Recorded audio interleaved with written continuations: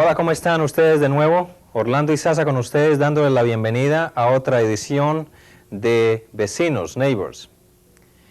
Hello, this is Orlando y Sasa welcoming you again to another edition of Vecinos, Neighbors. This is a program that brings you the thinking and perspectives and experiences of the Latino people residing in the Pioneer Valley. Les presentamos semanalmente perspectivas, ideas, imágenes, experiencias de nuestro pueblo hispano, latinoamericano, residente del Valle Pionero. Tonight's program is a rather good one.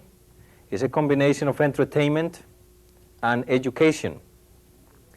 The first part, we will have a presentation by Elvia Niebla del Departamento of the Department of Agriculture in Washington, and Luz Selenia Vasquez, a medical doctor, a graduate from Mount Holyoke College, and they will tell us about their experiences as Latino scientists. Then we will show you an interview with Leon Mahoney of the International Peace Brigade, and he will be telling us about the rather difficult experience of political exiles, people in exile from Guatemala who have resided in Mexico for years and years under tremendously difficult situations. And Mr. Mahoney will be telling us today about their return to their home. This is an important part of our program. And lastly, we will give you one more taste of Quetzal, which brings us wonderful music, folkloric music from the Andes, ancient music from the mountains of South America. So please stay with us, don't go away. El programa de hoy es bastante interesante, es una combinación de educación y entrenamiento. En la primera parte les daremos una entrevista con la señora Elvia Niebla del Departamento de Agricultura de Washington, de la capital, y Luz Selenia Vasquez, doctora en medicina y graduada de Mount Holyoke College. Ellas les estarán hablando a ustedes de sus experiencias como personas de ciencias científicas de origen latinoamericano. Son en realidad ejemplos para nuestra juventud, entonces no deje de escucharles. En la segunda parte les vamos a presentar una entrevista con un señor Leon Mahoney, de una organización bastante importante, la Brigada Internacional de Paz, que le mostrará un poco acerca de la vida bien difícil de los exilados políticos guatemaltecos residentes por años en México.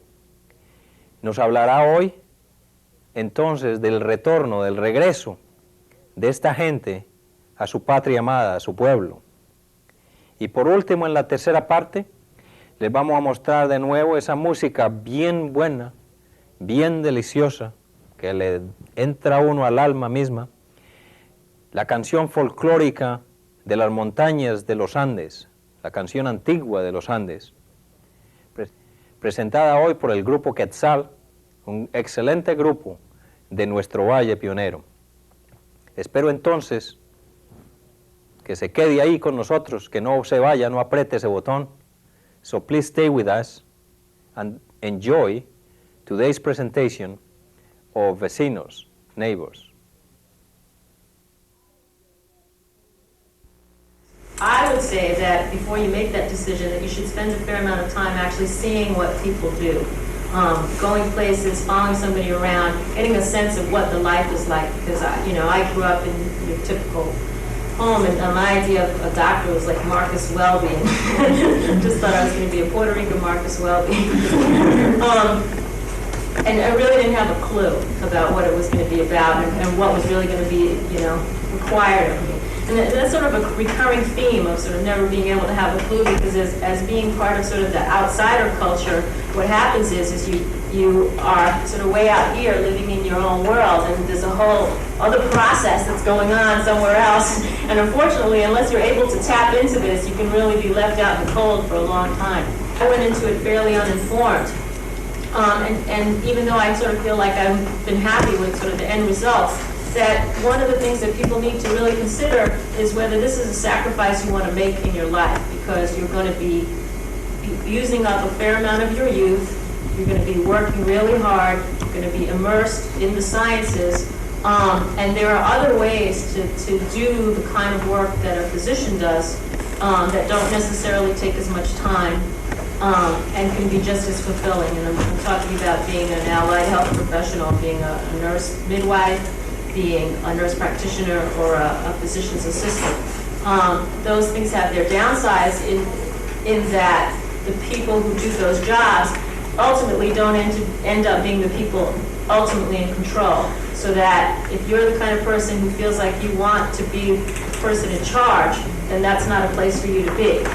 On the other hand, those professions lend themselves more toward the idea of community and taking care of the patients as being the primary role, as opposed to medicine, where the primary role really is research, and taking care of the patients is something you do to be able to accomplish the research.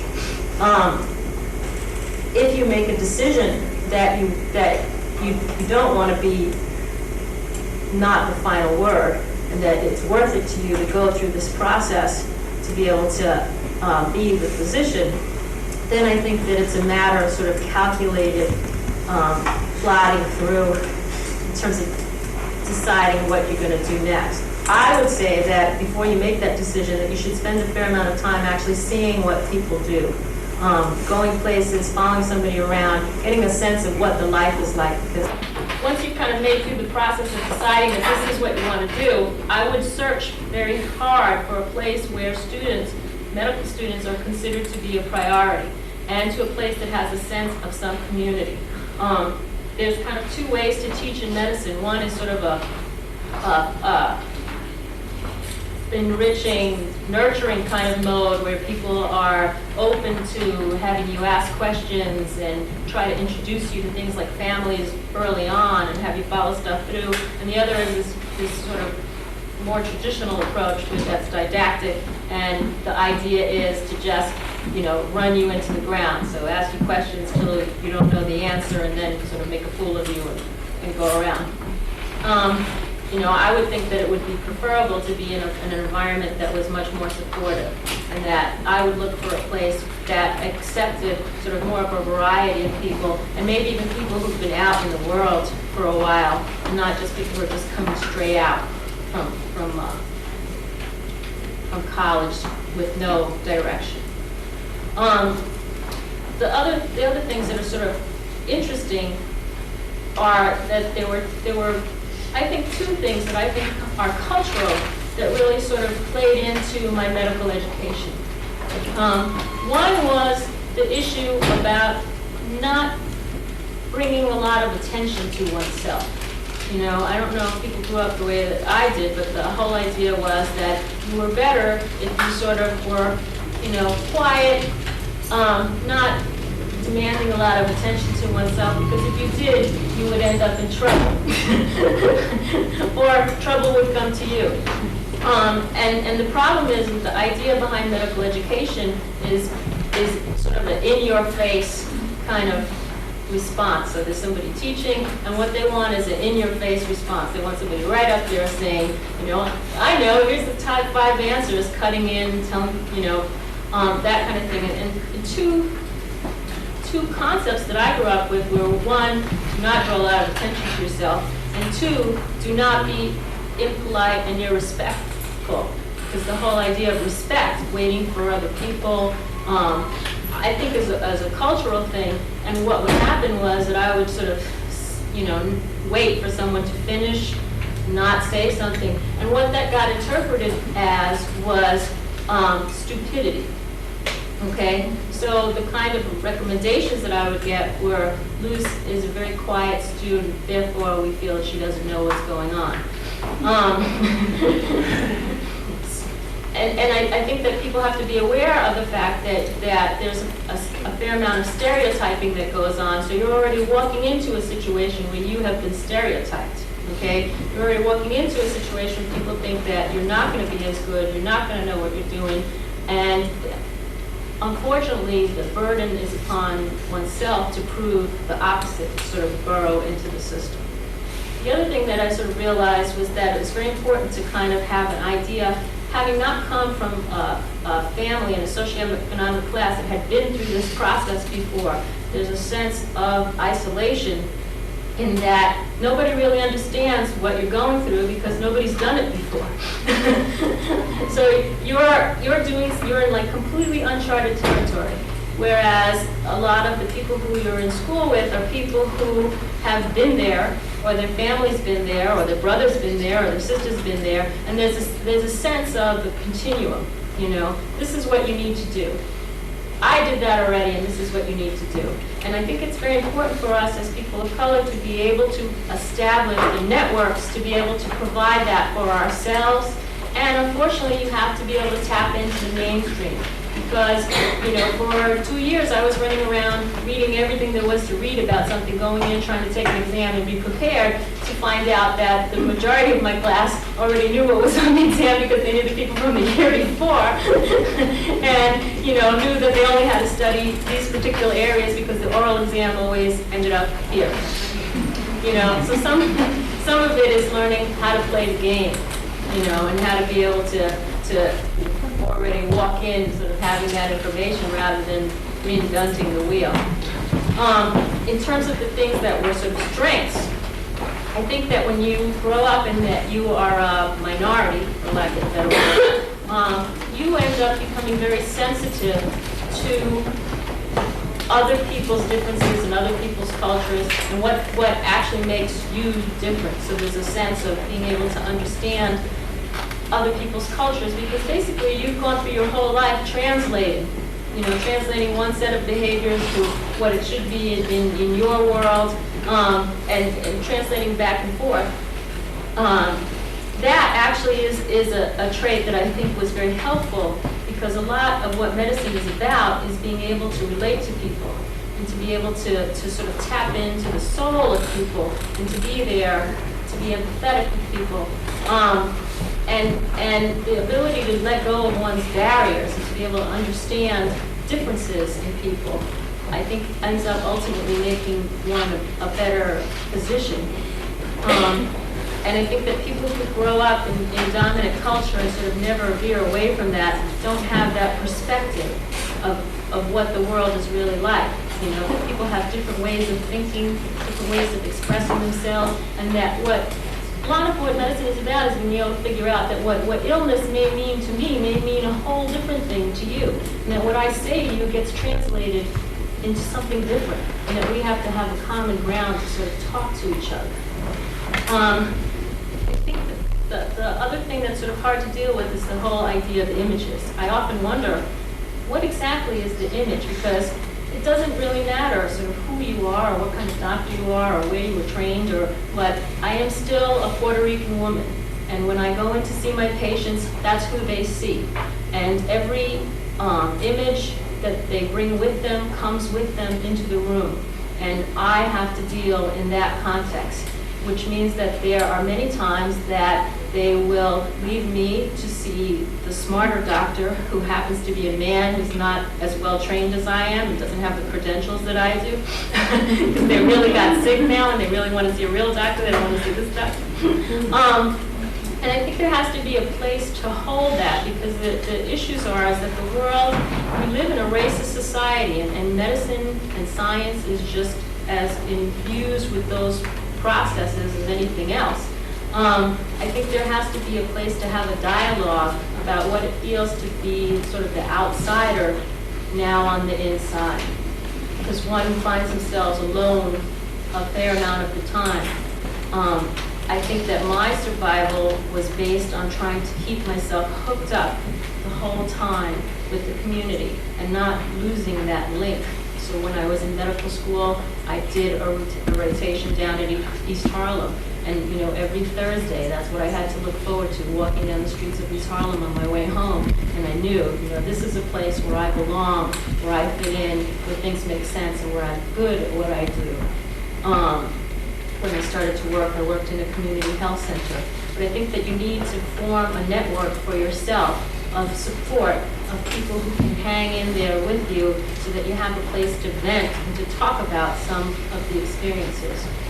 The reason why I think it's important to remain in the sciences is because I think that they do need the infusion of the new blood and they need the change, because just like racism dictates all other things, it dictates what we study in science and who gets studied, how they get seen, what choices we make. And one of the things that I've realized now, having done medicine and trying to read medicine, is that a lot of what we do is based on studies that are done in white populations, and nobody ever looks at the other side. There's even some literature that looks like that people of color get different choices presented to them than not people of color. They have some looks at people who, for mammograms and for cancer prevention screening, and basically if you're a black woman, you are much less likely to have your doctor tell you that you need to have a mammogram as opposed to being a white woman. That was a startling point to me, because at some level it kind of had fallen into this thing of we all practice medicine the same, a patient is a patient. But it makes sense at some level that, you know, the racism that you carry outside also comes into the profession, and people actually get treated differently based on where science is now. And that's why I think it's important that more of us are out there defining the research, answering the questions, asking the questions, because we don't even know the answers. Nobody's even asking the questions because at some level nobody cares. You know, we're just a mass of people that aren't very important. I think it's important that there's somebody there to say, wait a minute, what about, you know, what about Latinas? What about blacks? What about, you know, these people? You know, how do these studies impact? The last point that I really wanted to leave people with was a sense also that the counter response to the feeling of, you know, I'm out here by myself, because you're always like the one person on the bench, the one person in the room, the one person in the, is this sort of overzealous burnout kind of response of I've got to do it all because I'm the only person out here. And that ends up being sort of a dead end too, so that people need to find a place to be able to find a balance in their lives. You need to be able to hold on to yourself, to hold on to the creative part of yourself, to hold on to the part of yourself that belongs to a community, so that you take that with you wherever you are, okay? And that no one can take that away from you. And to make a space for yourself to sort of love and care for yourself first, because if all your caring goes out to the community, there's not going to be anything left for you to give at some point. And that's, a lot of us end up burned out, because we're out there, we're the people in the front lines, and we're saying, well, if I don't do it, who's going to do it? And then before you know it, you can't do it anymore because you've burned yourself out so much that you don't have anything left to give. So I would say that the changes that one should expect and what you're willing to give should be put in proportion to the rest of your life. That there still has to be a space for you, for community, for family, for art, you know, and also for your work.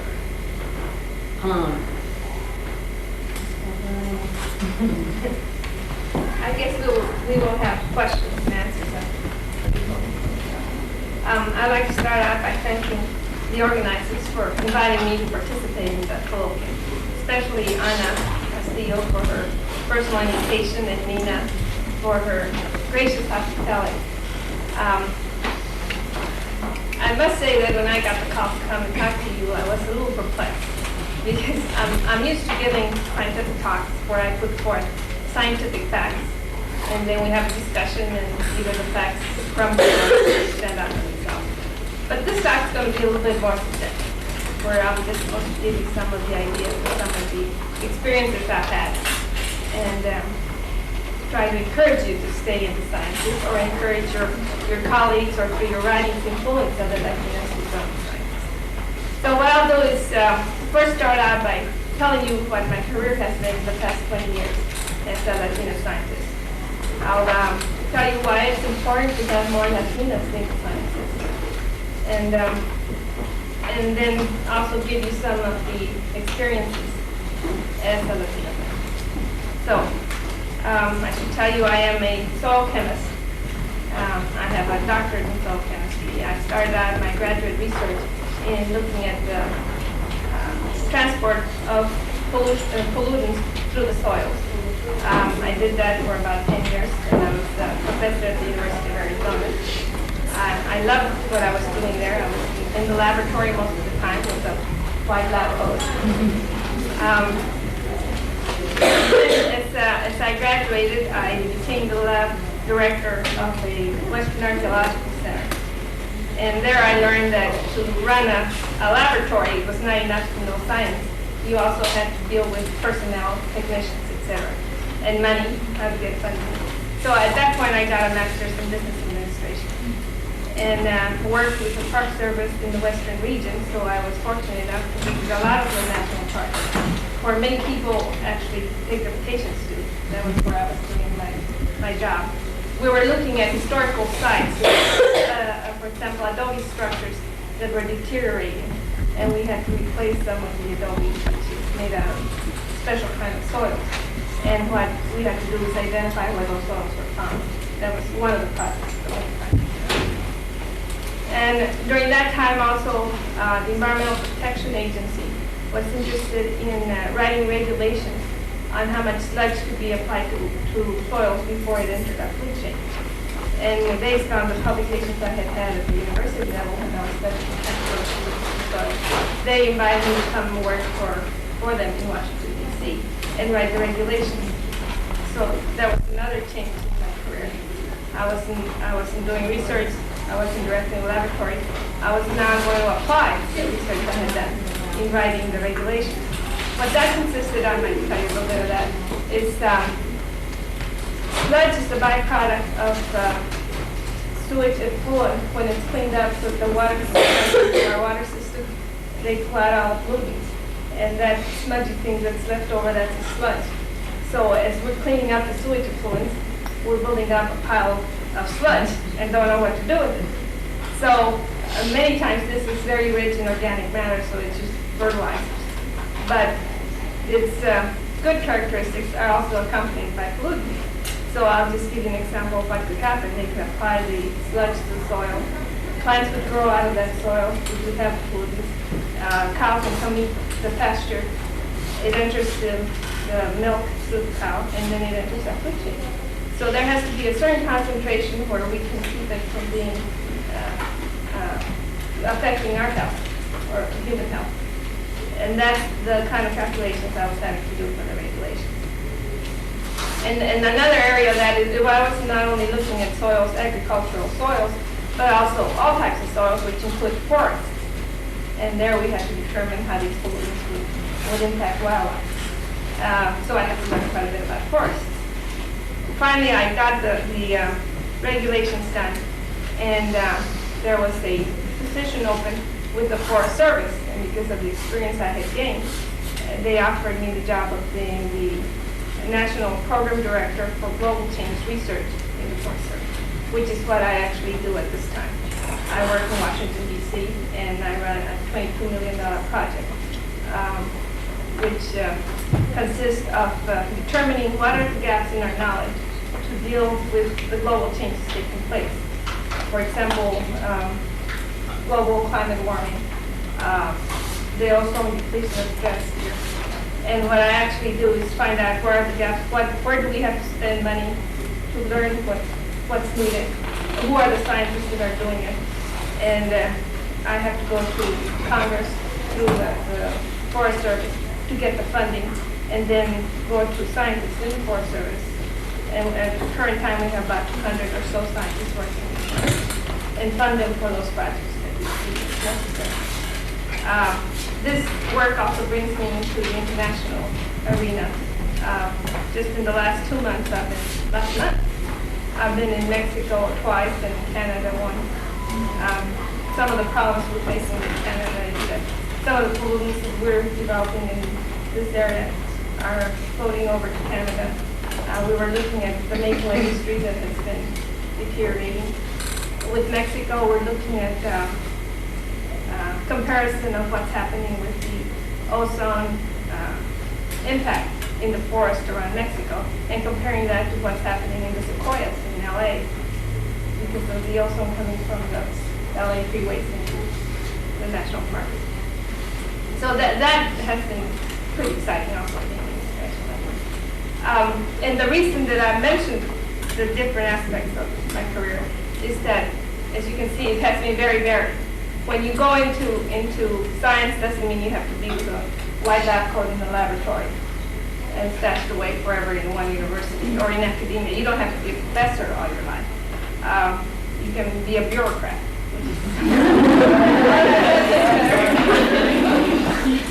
but some bureaucrats have fun, like I said. I got to visit all of the national parks. And now I am visiting most of the national forests.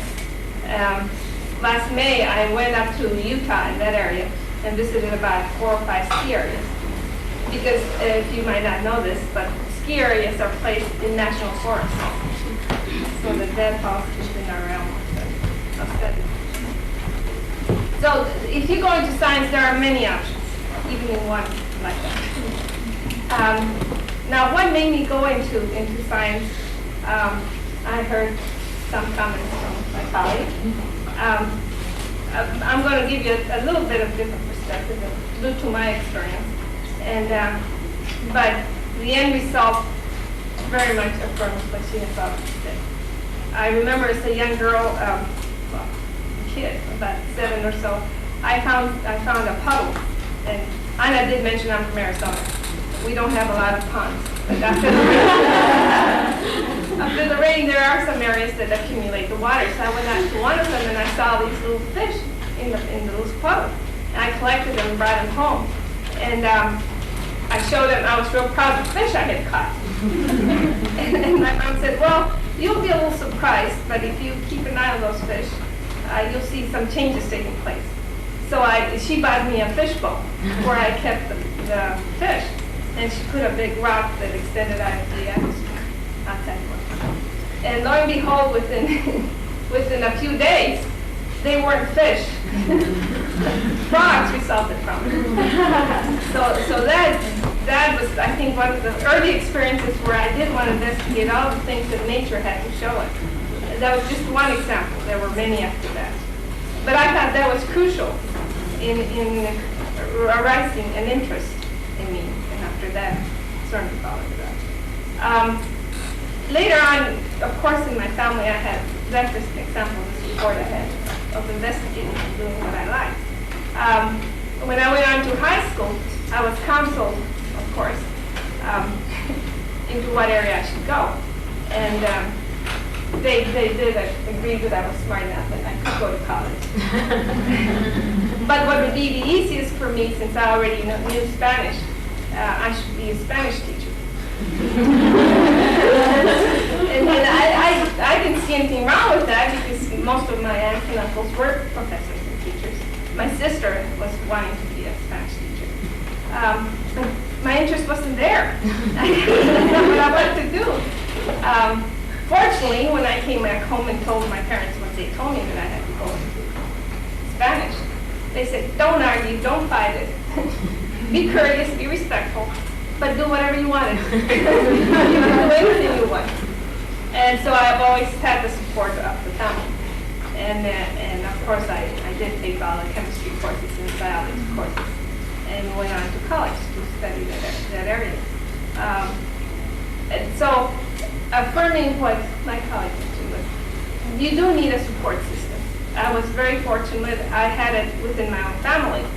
But if you don't, there's ways that one can go out and network and find others. Fortunately, I think nowadays there aren't that many Chicano scientists or Chicano scientists, but we do have an association called SACNAS, the Society for the Advancement of Chicanos and Native Americans in the sciences. And there's at least 300 or so PhD Latino scientists. And many of them are very much involved with student groups. So that there are sources to get that kind of support.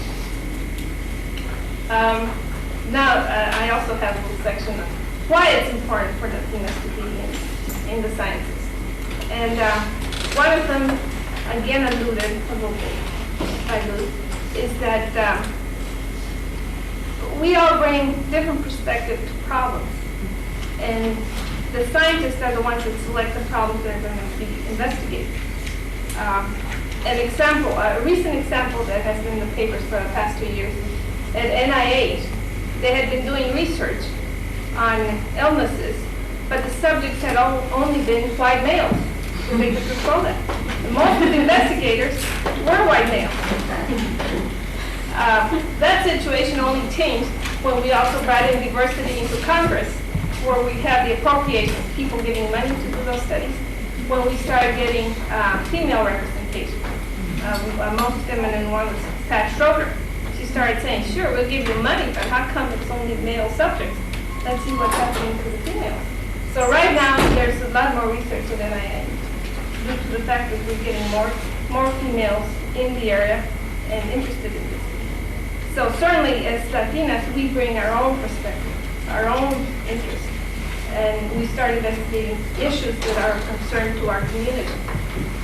That's just one aspect.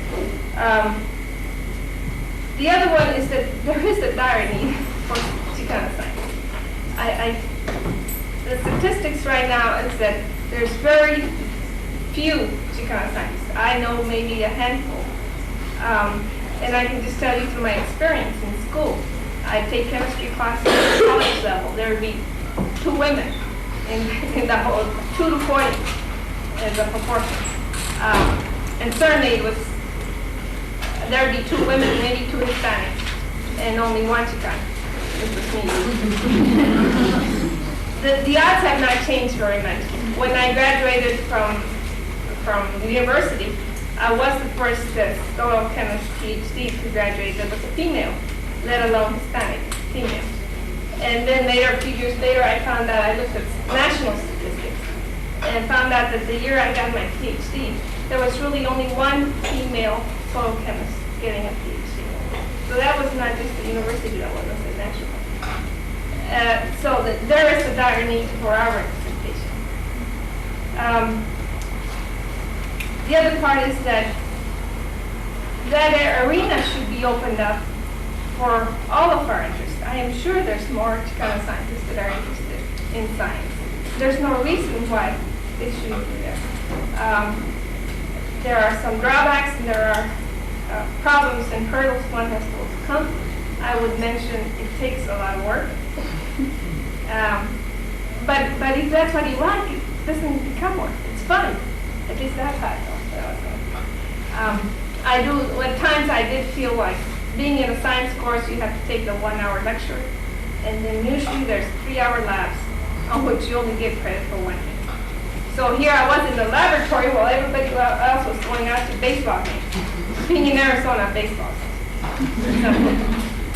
So that it does take a lot of discipline and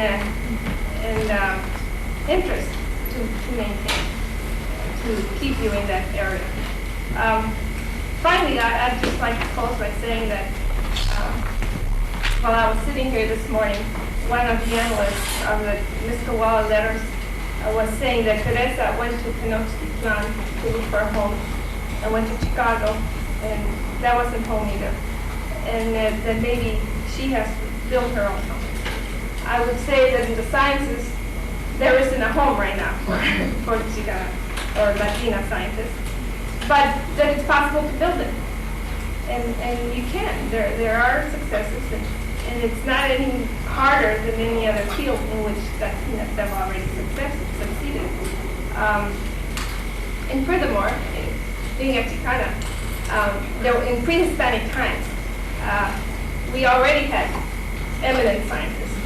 We can see that by the astronomical studies, and even bringing it closer to my field, Netzahualcoyotl, who was the El Rey Poeta, king poet, also had herbariums and evergreens, where he was classifying all the plants that were available during his time. And not only classifying, identifying them, but writing down their medicinal uses, investigating them. So it's in the blood. It's possible, and I would encourage anybody who would be interested to stick to it. It's fun. I'd just like to open this now for any questions, whatever you guys plan.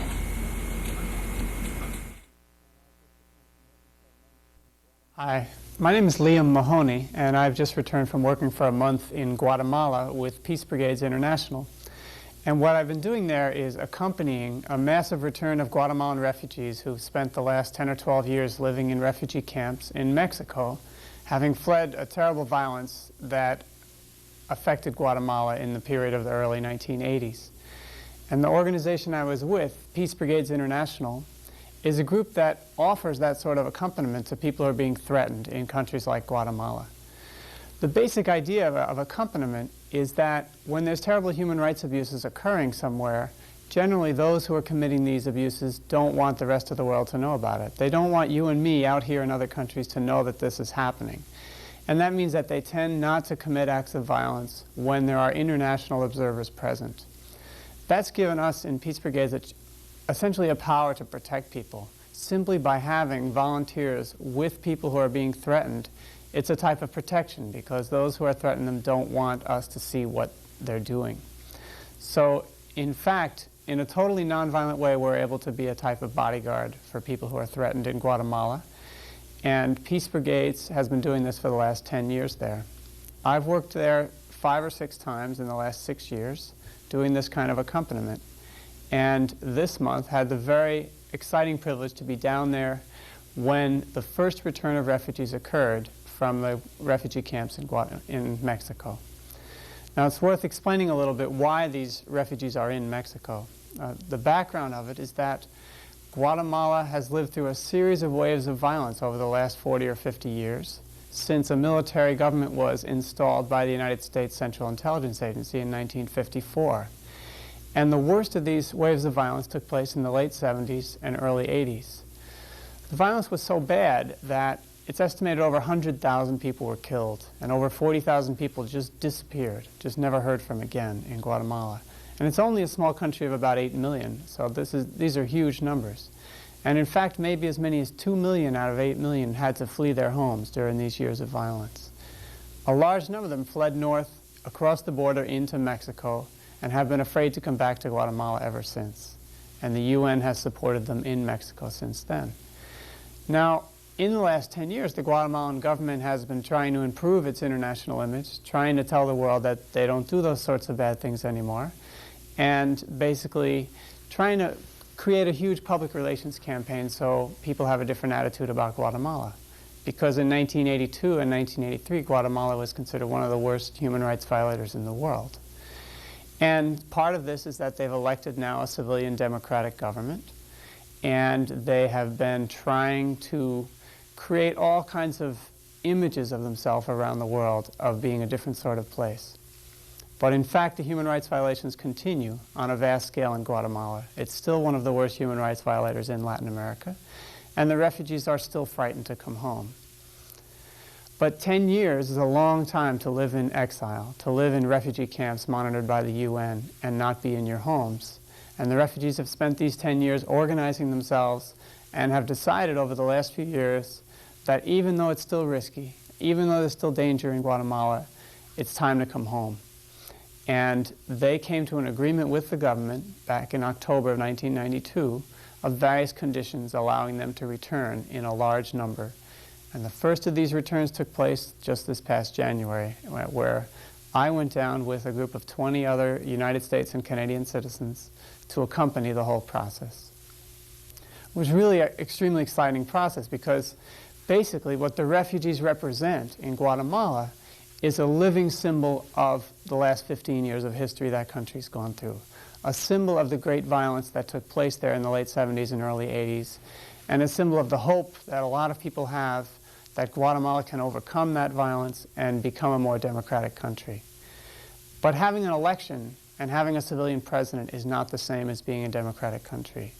In Guatemala, it's still basically understood by everyone that the military is in charge.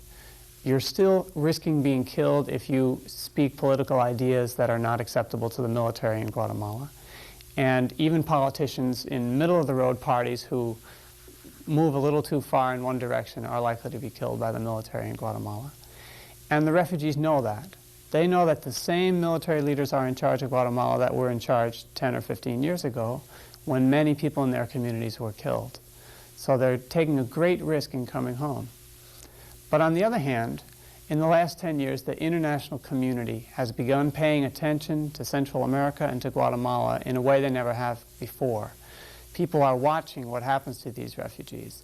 And that's where an organization like ours, Peace Brigades International, can really have some effect to allow these refugees to come home and actually begin to practice democracy in their own country and try to change things without quite so much risk of violence against them.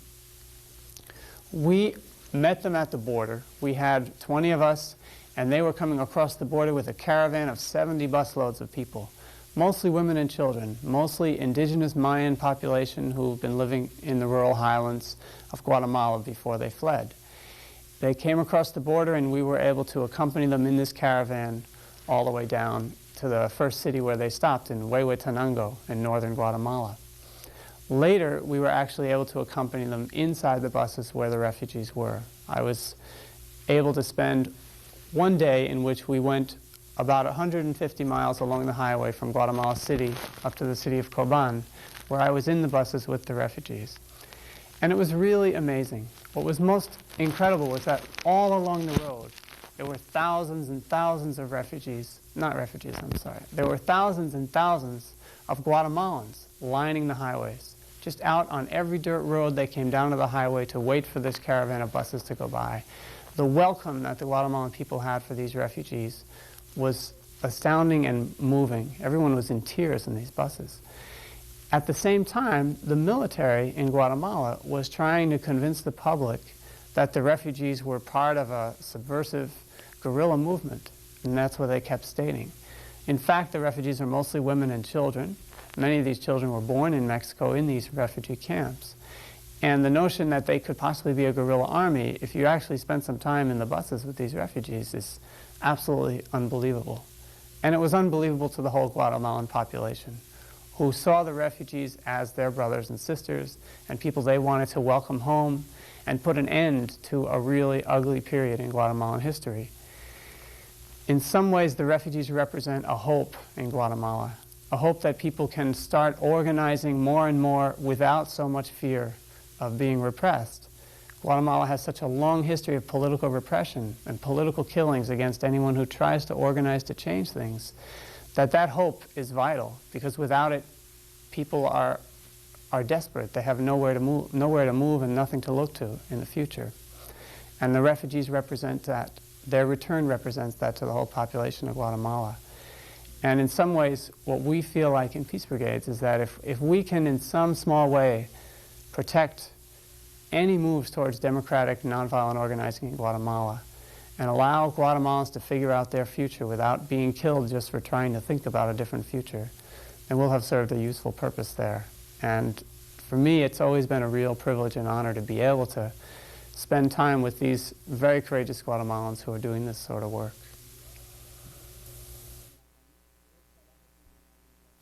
Buen día, mi nombre es Liam Mahoney y yo trabajo con una organización que se llama Brigada de Paz Internacional.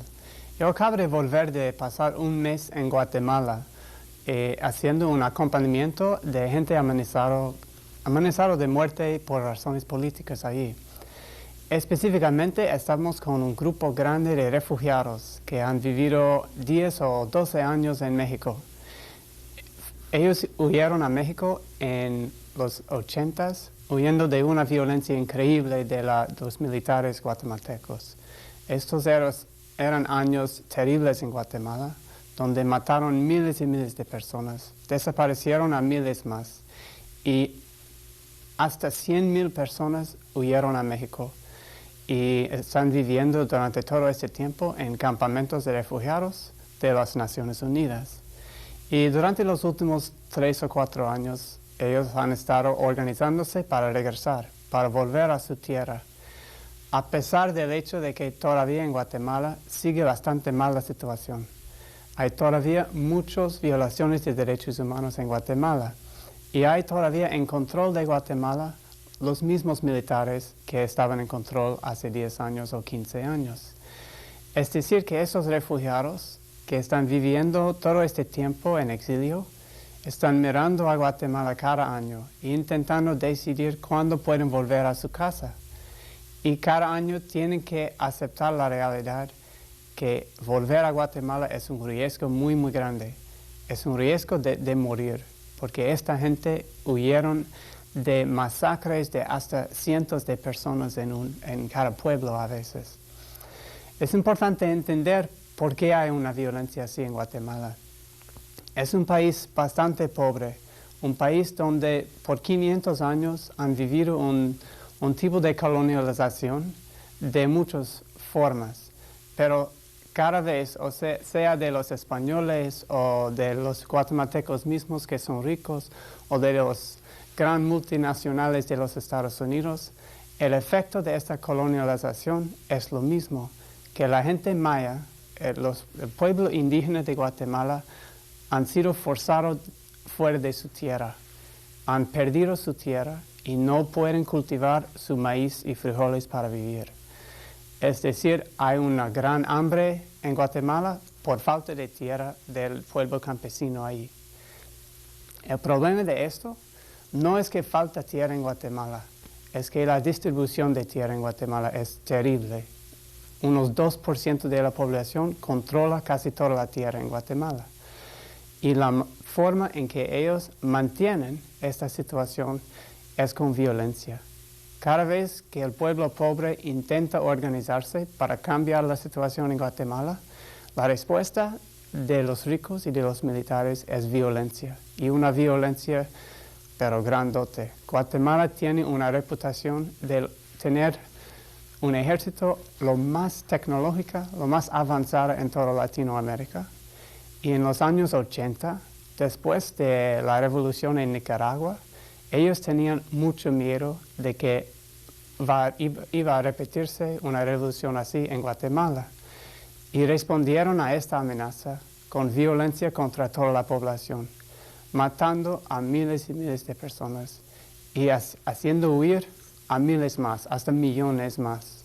Y por eso hay tantos refugiados ahí en México. Yo fui con un grupo de 20 personas en enero de este año para estar allí en la frontera, de dar un bienvenido y un nivel de protección a los refugiados cuando llegaron. Cuando hablo de protección, es importante entender, nosotros no vamos ahí con armas o nada así. La protección que ofrecemos es sobre todo ser los ojos del mundo, que los ojos del mundo internacional que están mirando lo que pasa en países como Guatemala. Y simplemente estar es un poder de protección en esta situación, porque los que realmente representan el poder violento en Guatemala no quieren que todo el mundo lo vea. No quieren que nosotros en los Estados Unidos o Europa o otros países estamos conscientes de la violencia que están haciendo a su propio pueblo. Por eso no quieren hacerlo cuando hay otra gente internacional ahí mirando. Y así nosotros podemos estar simplemente al lado de la gente amenazada, en este caso los refugiados, y así dar una protección. A veces decimos que la única arma que tenemos es una cámara, porque la cámara realmente es otro símbolo de los ojos del mundo. Es decir, en cada momento, si alguien está pensando en atacar a esta gente, van a ver que estamos nosotros ahí listos en cualquier momento de hacer una alerta internacional y hacer una bulla lo más grande que podemos para que sea una vergüenza a Guatemala esta violencia. Y así Brigadas de Paz está funcionando 10 años en Guatemala y ahora también en otros países. Y nosotros fuimos para ser parte de este trabajo en enero de este año. Allí en la frontera llegaron unos 20 buses, discúlpeme, allí en la frontera llegaron unos 60 buses llenos de refugiados, sobre todo familias de mujeres y niños, y llegando por la primera vez en 10 años a su tierra. A la vez, el ejército estaba diciendo a la prensa que eso era parte de un ejército guerrilla, que eso era subversión, que todos los refugiados eran los malos. Pero el pueblo de Guatemala no escuchaba esto. Al contrario, por toda la carretera, cuando los refugiados estaban entrando en su país, hubo miles y miles de otros guatemaltecos al lado de la carretera para darles una bienvenida increíble. Estaba tan fuerte y tan importante esta llegada de refugiados a todo el pueblo de Guatemala que era un momento de muchísima esperanza para un futuro diferente en Guatemala. Nosotros ahí, que hemos estado trabajando en Guatemala durante muchos años, estamos siempre mirando para ejemplos de esperanza, porque cuando un país está en una situación tan difícil como Guatemala, donde hay un ejército con tanto poder, tantas armas, y hay un pueblo tan pobre, símbolos de esperanza son casi la cosa más importante que se puede buscar. Y para el pueblo de Guatemala, el retorno de esos refugiados es un símbolo muy importante para un futuro que puede ser un futuro libre del tipo de violencia que están viviendo. Pero todavía hace falta mucho de conseguir esto. Es una situación todavía difícil en Guatemala. Hay todavía los mismos militares en control, hay todavía muchos problemas de violaciones de derechos humanos y la gente tiene que luchar muchos más años para realmente conseguir la paz ahí. Y ellos necesitan que nosotros en todos los otros países estamos alertas, que estamos conscientes de la situación en que están. Tienen un gobierno que está diciendo a todo el mundo que ahora Guatemala es un país en paz, que ahora no hay problemas en Guatemala. Pero la realidad es que todavía, si tú dices las cosas que realmente está pasando en Guatemala, si tú dices que realmente hay un problema de justicia o un problema de tierra en Guatemala, te pueden matar. Hay todavía muchas asesinaciones y desapariciones ahí, y es a esto que estos refugiados están volviendo. Y por eso ellos necesitan y piden que todos nosotros mantenemos unos ojos a Guatemala para mirar el futuro ahí y lo que pasa en los años que vienen.